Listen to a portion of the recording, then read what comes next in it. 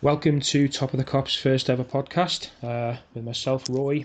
I'm joined by Ollie from Anfield HQ, Graham Keogh, and Daniel Amelia. Not the greatest of first podcasts to talk about a defeat at home to Aston Villa, but boys, but must is a must. First of all, I suppose, what did we lack? Going forward. I'll address the question to Ollie first. What do you think? Where do you think we lack today? I honestly think the problem was the formation and the system we played and the player selection. I think Rodgers got it wrong today. I think there were too many new players in the team today who just hadn't really had time to gel.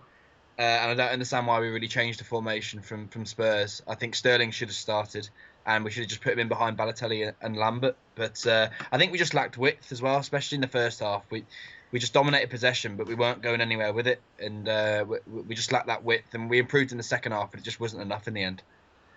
Right. So when you say the formation wasn't the right choice, what would you have done instead? Would you have gone for the diamond still?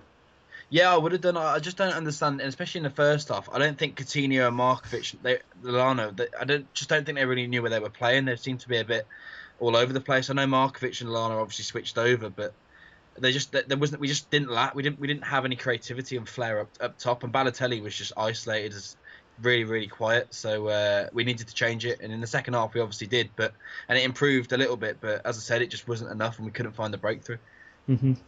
Daniel, what did where did was there anything you want to add to that? Was there anything you thought maybe Brendan got wrong, or is there anything that maybe you thought the players themselves just didn't? Did they look up to it for you? What did you think? Yeah, well, I think basically he started one too many new faces in midfield. Hmm. You know, stick with Henderson, Coutinho, and Sterling, and then add Lallana or Markovic. Don't add both of them two players. That's Right. where I think it went wrong there. There's no community. They've never played together, them two, Markovic and Lallana. So, Yeah, I totally agree. That was one of my main points. I think there was too many new faces that didn't know each other's game. Obviously, with the injuries to Alan Sturridge, who else would you have played then? If you weren't going to play Lallana and Markovic, who would you have gone with? um, I think it would have been fine playing Sterling, Henderson, Coutinho. Sterling at the front of the diamond, Gerrard at the back, and sticking like keeping Balotelli up front with Lambert as well. Yeah, I suppose. Having your two strongest players, two biggest players on the pitch, Balotelli and Lambert, against a tough yard dog side like Villa, would have helped out, I think, in the box. Yeah, true. Graham, is there anything you'd like to add? Is there anything you maybe think that we haven't covered that possibly would have been maybe gone better for Liverpool going forward? Is there anything you think we haven't covered? Um, Basically just formation. I think we got it wrong. I think we should start with the diamond. I think players didn't have enough time to gel as well. Yeah, it's there was too many new faces really when you actually look back at it now. Totally agree. That was what myself and a few of the lads walking out of the game today thought. Okay, then it was a bad performance.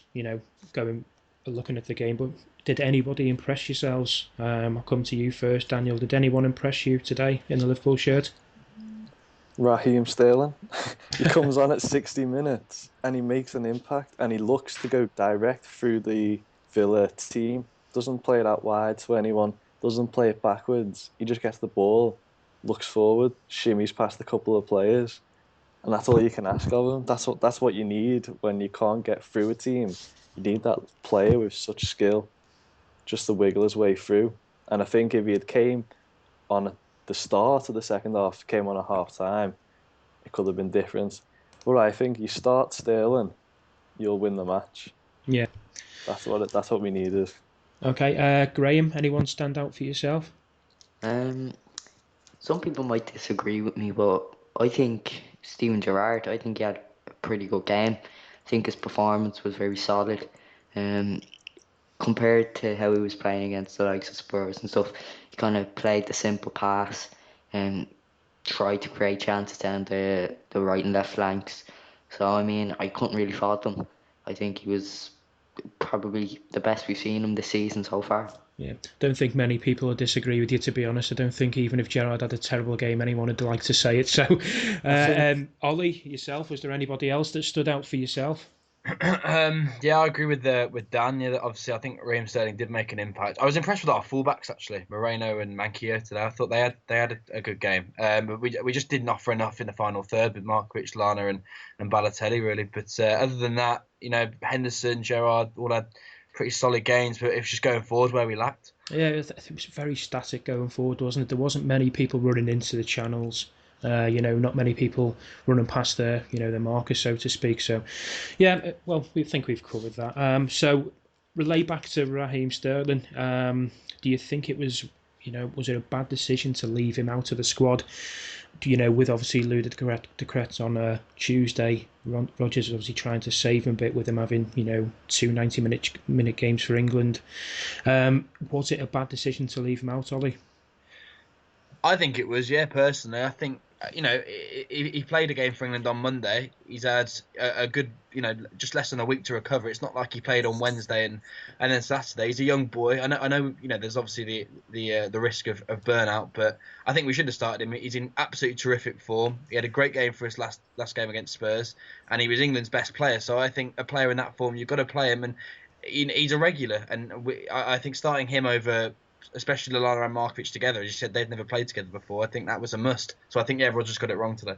Would you say Sterling's most probably one of our, on paper, our, prized assets, one of our best players? If you look at Suarez last year, he was our best player. Would you say Sterling was one of our best players now?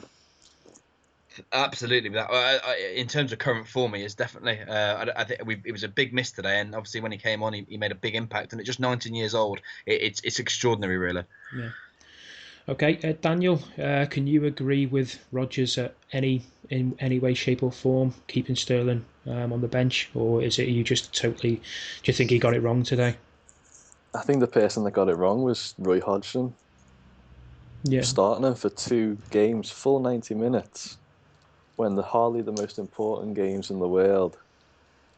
I don't think he should have played a full 90 minutes of both games. I think Rodgers needs to say something and mention, this player plays 45 minutes or this player plays 60 minutes. He doesn't play the full 90. That's a good point, to be honest with you. Graham, yourself, is there anything else to add to the Sterling situation for you? Did Rodgers was Rodgers' hands turned maybe because he knew that Sterling had played 2 games in midweek? Maybe his hands have been turned that he needed to rest him. I personally think Brendan Rodgers got us spot on. Sterling didn't really look fit, did he? I think he was right, obviously, I think he was resting him for the game against Ludogorets, which obviously we're going to need him. I'd agree with Rodgers. I'd say probably he was resting him for the game against Ludogorets. Right, okay. Yeah, I didn't even think about that point myself, to be honest with you. Maybe he felt that Hodgson hadn't, gave the lad a rest when he needed it, so to speak, and maybe he felt he had to rest in himself and never even thought from that point of view. Anyway, next person on the list, Balotelli. Ollie, for yourself, what did you think today? Well, he was just isolated, wasn't he? He was. He lacked movement in behind. We seriously lacked that at front, and we didn't have the runners going past him. He showed moments where he could have done something. He had a couple of shots in the first half, but other than that, he really lacked movement, and he was poor today, to be honest. Yeah, I wasn't, overly impressed with his movement myself. I don't know if that was just trying to get used to the team. It's his first game at home. We've got to give him time to bed in. Daniel, yourself, what did you think of Balotelli today? Was there any positives for yourself? I think in the first half he was very quiet, but after the second half there was a bit of a surge from the crowd, a bit of roaring and stuff, getting them going on the pitch. And Balotelli looked to be trying to make slight movements, 1 yard one way, 1 yard the other way of the defence, and the players in the midfield were just not seeing him and picking him up and playing him through. And I think if it just took the courage from Coutinho, Henderson, Gerrard to play a different ball that they've not played the whole match, just playing a ball straight through, hoping just to pick him out, and something could have happened from that. Mm-hmm. Graham, yourself, what did you think about Mario today? I think Mario Balotelli. I think I'd agree with Ollie. He was isolated. Didn't really see too much of him. Whether it's because he's only getting used to the squad, etc., remains to be seen. But I've seen on Twitter the reaction is I've seen Arsenal fans saying Giroud is better than Balotelli, which I think is quite harsh because Balotelli has only had 2 games at the club. So I mean, it's a bit too early to say Giroud is better than Balotelli, isn't it? Yeah, it's too early to it's too early to pick any player, as a comparison. I think you've got to give them, a good run of games before you start saying if he's in the top 5 strikers in the league or, what have you. So yeah, it might be a bit too early for that. And let's face it, Giroud's an okay player, but he's not the greatest. So, yeah, I agreed. Maybe that shouts a bit lackluster. Okay, well, going forward then, towards Ludogorets on Tuesday. Formation wise, Ollie, for yourself, what would you change? Who would you bring in?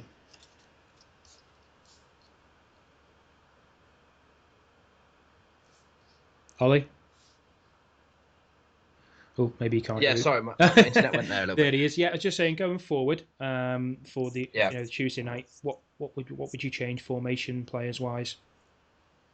Well, I'd start Sterling for a start. I'd play the diamond, to be honest. I think that's our best and most effective formation at the moment. And I'd play Balotelli and Lambert up top, which I think can cause problems, and Sterling in behind. But I think we really missed Joe Allen today, actually.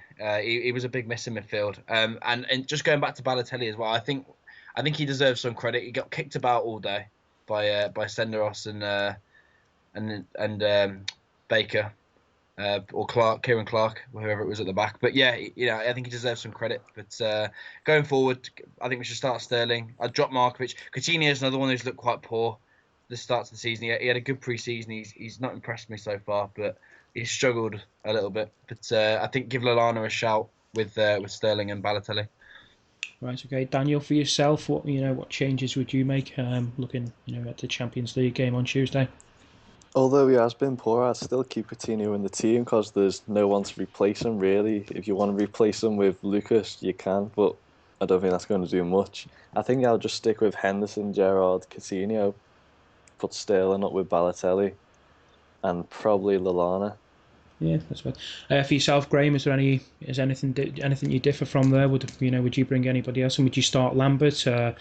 Would you, maybe look at bringing Barini in? What would you do? What formation would you play? I'd probably play the diamond, and I would give Ricky Lambert probably a go. I mean, it is a Champions League game. It's not a team really. You would think that we go and win against Ludogorets, so why not give Ricky Lambert game time? Um, I would personally give him game time, whether that be first half or second half, even if it's just for 45 minutes. I would let Ricky um, Yeah, have a shot. yeah, he definitely needs game time. He showed last season for Southampton. He knows where the net is. It's just a case of embedding it again. Obviously, like the other, the new signings. But yeah, I agree. Lambert needs a little run in the team, get himself a bit fit, get himself used to the style of play, and I'm sure he'll, get himself a few goals. Right, there's just a few questions on Twitter that people wanted us to ask. Start off with Adam Lavlana. She's asked. She's actually said, "What would you change to Tuesday's game? Any players you would bring into the side?" I think we've covered that one. Here's a good point. She also asked, "What did you make of Lallana's performance today, Ollie?" I think he was all right. I think he didn't set the world alight, but I don't think any of the forward players did. But I think for his debut, it was his home debut. He did all right. Yeah, I think he tracked back well. It's just going forward where we lacked, but it's not just him. We lacked all over the place going forward. So I think he's just one of those ones that just needs time to settle in, and he'll be all right. Yeah, okay. Daniel, for yourself, how did you find Lallana's performance today? Yeah, I agree with Ollie. I think he tracked back perfectly. He lost the ball a couple of times on the pitch, but he was soon alert and straight back, trying to win it back. Yeah, he did do quite a bit of running back considering it's his first touch with a ball in 6 weeks. Graham, for yourself, how did you find Lallana's performance? Um, I thought it was good for his debut. He did lose the ball a couple of times, though, didn't he?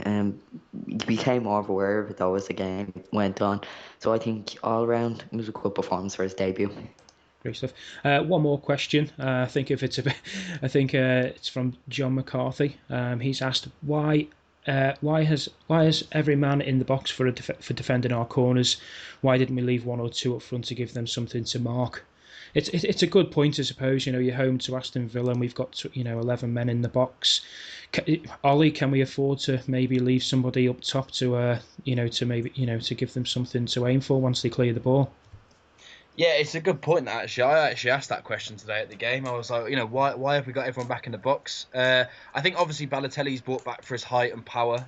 So I think if we were to leave someone forward, it would have to be Raheem Sterling's probably the most plausible option, because either that or Lambert will be back defending. So I think we can if we've got Sterling starting, but we didn't. So I think we didn't really have much choice.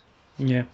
Daniel, yourself, did you feel we had to put 11 men behind the ball on the set pieces? Were they a threat? Their goal obviously came from a set piece. Were maybe the players a bit worried? Is that why they all fell back? What do you think? I think they're a physical team, aren't they, Villa? So we had to make do and bring all our players back into the box. But like you said, if Sterling starts, Sterling stays on the halfway line. That means Raheem Sterling brings a man from Villa's team back to him on the halfway line. We clear the corner and it goes out to him. Yeah. And it could come a goal could come from it. Yeah, yourself, Graham. You got any thoughts on that point that John McCarthy made? I think Villa, they're kind of risky team in the box, aren't they? I don't think I agree with the lads, but Villa, you can't. It's not only one of them teams that you can go and expect to win. You have to have a set plan, have a set formation, go play it out. And I think that's where we lacked. And I think that's what won Villa the game. They had a set plan, formation. They stuck to it, and eventually they held out and won the game. Yeah. Okay, so obviously we've got a game on Tuesday night against Ludogorets. It's the guys maybe might if we had gone and beat Aston Villa today, they maybe might have gone into the game on Tuesday brimming with confidence. Do you think maybe this result might have affected the players and maybe affect not necessarily lose the game on Tuesday, because I can't see that happening for a minute, but maybe make them a bit cautious leading into it, Ollie? I think there's definitely been some added pressure to the game on Tuesday, because if we do lose that, then we've lost 2 games at Anfield against Villa and Ludogorets, who we should be getting results against, 6 points against them. So I think there is going to be some air of caution, but I think we'll bounce back, and it's a good game for us to bounce back too. It'll be a special night at Anfield, so I think we can go and do a job against them. Yeah, yourself, Daniel. I think there's no pressure whatsoever. We're back in the Champions League. It's a completely different thing from the previous game we've just played against Aston Villa. Different competition. It's the Champions League. It's going to be a great night for us as fans on the Kop, wherever you're sat in the ground. And I think that'll feed off onto the players, especially the new ones. They'll realise, I'm sure Gerrard beforehand will talk to them, say, this is what it is. These people will sing their hearts out for you, and you'll play. And they'll realise that once they get on the pitch. Great stuff. Yeah. Anything you want to add to that, Graham? Tuesday night. I think it's going to be amazing. I think there is a bit of added pressure going into the game after we lost to Villa, but then again, you could say the Champions League is a whole different ball game, really. We're back in the Champions League. I'm excited. I'm sure you're all excited. I can't wait. Let's hope we go win. You'll never walk alone, guys. Great stuff. Okay, one word answer, so to speak. Ollie, your scoreline for Tuesday? 2-0 Liverpool. Daniel? I never predict scores. I'm not going to change that. Okay, Graham? 1-0 Liverpool. Right, I'm going to go for a comfortable 3-0 myself. But saying that, I went for a comfortable 3-0 today, and that never worked out. Right, anyway, that's a nice place to end it, lads. Thanks for joining me on, obviously, the first edition of Top of the Kop podcast. I'm going to post this on YouTube, so if anybody who's listening wants to make any comments of maybe questions we didn't cover, or generally just give us any feedback, that would be great. My name's Roy, and thanks for tuning in.